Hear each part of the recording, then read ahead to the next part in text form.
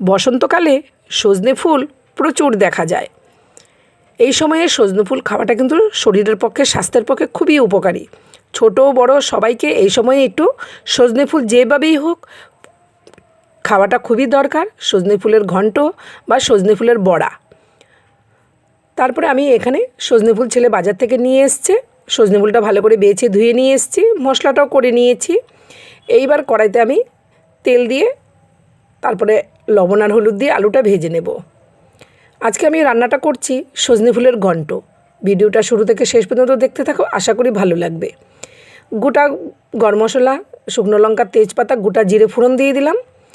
ফোড়নটা খুব ভালোভাবে হয়ে আসলে তখন কেটে রাখা টমেটো আর দুটো চেরা কাঁচা লঙ্কা দিয়ে দেব। আর এখানে আদা জিরে লঙ্কা পেস্ট করেছি, তার মধ্যে হলুদ গুঁড়ো, ধনে গুঁড়ো আর একটু কালারের জন্য কাশ্মীরি লঙ্কার গুঁড়ো একসাথে মিশিয়ে নেব। মিশিয়ে নেওয়ার পরে মশলাটা পুরো তেলের মধ্যে দিয়ে দিয়েছি। মশলা বাটি ধুয়ে একটু জলও দিয়ে দিলাম। এবার মশলাটা খুব সুন্দরভাবে কষিয়ে নেব। তারপরে দেখো এখানে সজনে ফুলটা আমি ভালো করে বেছে ধুয়ে রেখেছি। সেখান থেকে 2 মুঠো সজনে ফুল আমি আলাদা করে তুলে রাখলাম। আরেকটা রেসিপি তোমাদের সাথে শেয়ার করব। আর বাকি যে সজনে ফুলটা আছে সেটা আমি মশলাটা কষানো হয়ে গেলে তার মধ্যে ঢেলে দিলাম। দিয়ে এবার আলতো হাতে একটু ভালোভাবে নেড়ে নিতে হবে। তারপরে ভেজে রাখা আলুটাও দিয়ে দিলাম, স্বাদ মতো লবণ দিয়ে দিলাম।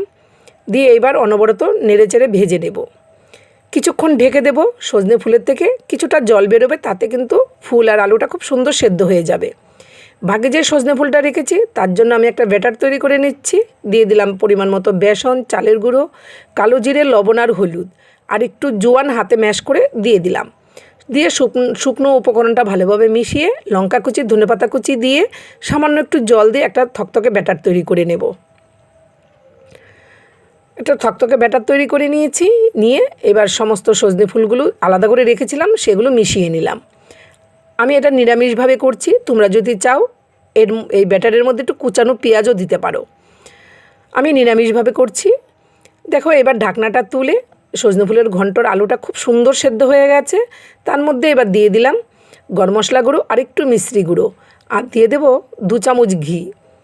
খেতে এত সুন্দর হয়েছে বন্ধুরা, যারা খেয়েছো তারা অবশ্যই জানো।